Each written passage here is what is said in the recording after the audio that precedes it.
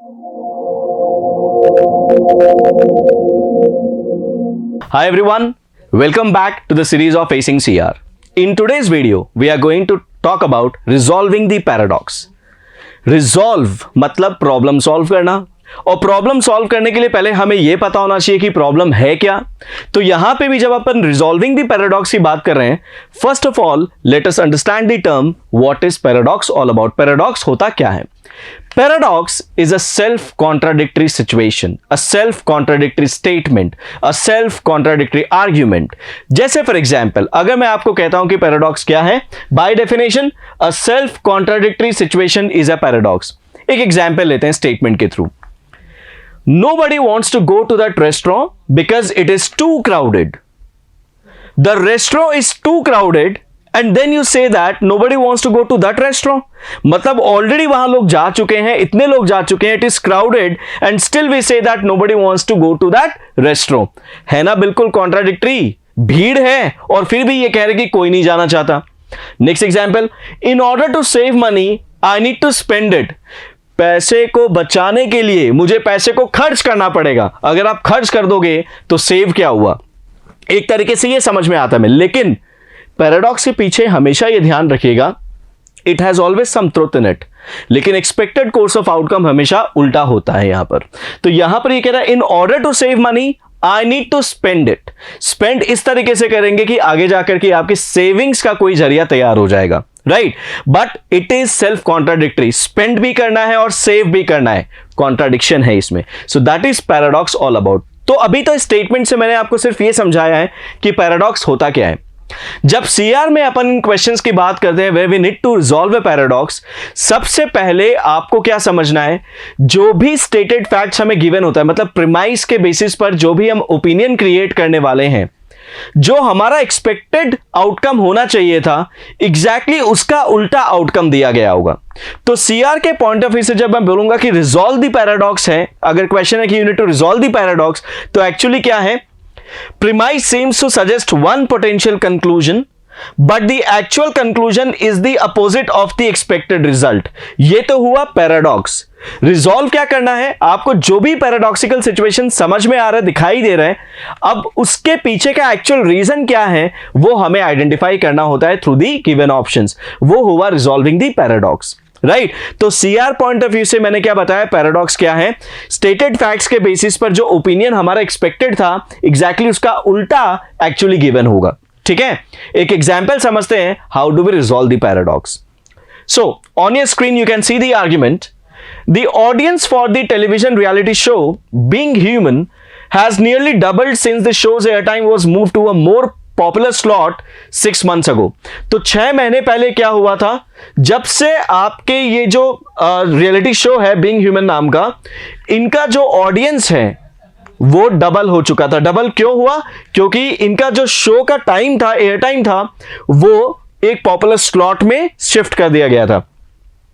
During this period, मतलब उन्हीं 6 महीनों के अंदर, sales of merchandise bearing Being Human logo have decrease significantly.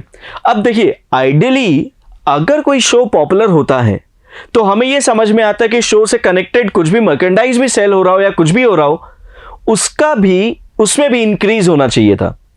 But यहां पर अगर आप देखोगे तो it is a contradicting situation.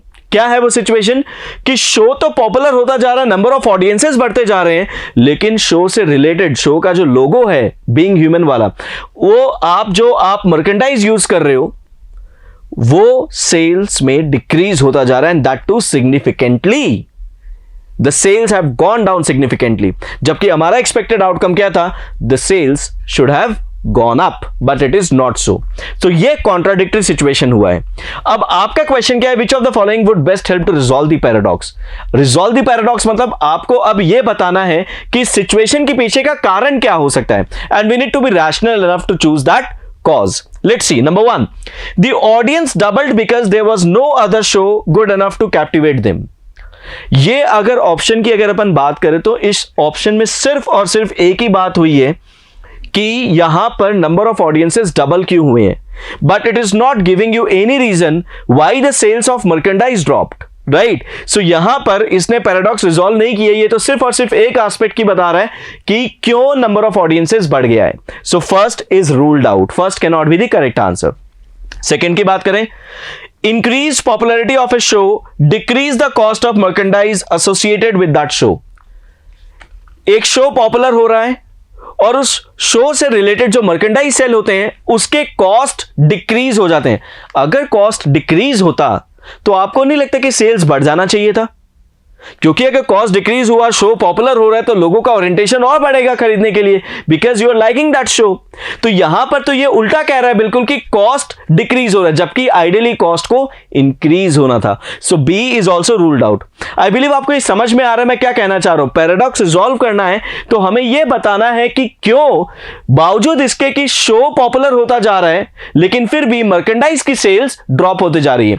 First में मर्केंडाइज को इन्होंने कैटर नहीं किया, सेकेंड में एग्जैक्टली उल्टी रीजनिंग दे रही है, गलत फ्लॉ है इस रीजनिंग के अंदर, तो बी नहीं हो सकता। सी की बात करें, it is the wish of the people whether to buy a particular merchandise और not. We are not talking about the wish of the people. हमें तो खाली ये देखना है कि इस पैराडॉक्स का रिजॉल्व करने का कॉज की मतलब तरीका क्या है, ऐसा क्यों हुआ, इसके बारे में उसकी कोई बात नहीं हो रही। C is totally out of scope. तो सी बिल्कुल वेग ऑप्शन था, इसको रूल आउट करते हैं। अब ऑप्शन डी की बात करते हैं। Increased popularity of a show drives up the cost of the merchandise associated with that show। जैसे जैसे शो पॉपुलर होते जाते हैं वैसे वैसे उस शो से रिलेटेड जो मर्केंडाइज है उसकी जो कॉस्टिंग है वो भी बढ़ते जाती है। So because there is an increase in cost, probably the selling price must have gone up. क्योंकि कॉस्ट बढ़ा तो सेलिंग प्राइस भी ऊपर बढ़ा होगा, सेलिंग प्राइस ऊपर बढ़ा होगा तो हो सकता है लोगों के लिए वो अफोर्डेबल नहीं रहा होगा, and that is why the sales have dropped because now it appears to be too costly for people. So this basically gives me a reason कि though it was expected कि शो पॉपुलर हुआ है तो merchandise भी sales बढ़नी चाहिए थी, लेकिन इसके पीछे का कारण क्या है कि मर्केंडाइज की सेल्स क्यों ड्रॉप हुई है? क्योंकि कॉस्ट बढ़ गया है। और कॉस्ट क्यों बढ़ा? क्योंकि शो पॉपुलर होता जा रहा है। तो इट इज सेइंग दैट जैसे जैसे शो पॉपुलर होता है वैसे वैसे कॉस्ट बढ़ते जाती है मर्केंडाइज की। अगर मर्केंडाइज की कॉस्ट बढ़ती है तो obviously the burden has to be borne upon by the consumers। तो consumers probably वो affordable नहीं मान पा रहे हैं उस merchandise को, that is why the sales have dropped। So here the correct answer would be D। तो आई होप आपको ये समझ में आ गया पैराडॉक्स क्या है और हम पैराडॉक्स को कैसे रिजॉल्व करते हैं। Stay tuned for more such videos। Thank you। Bye bye।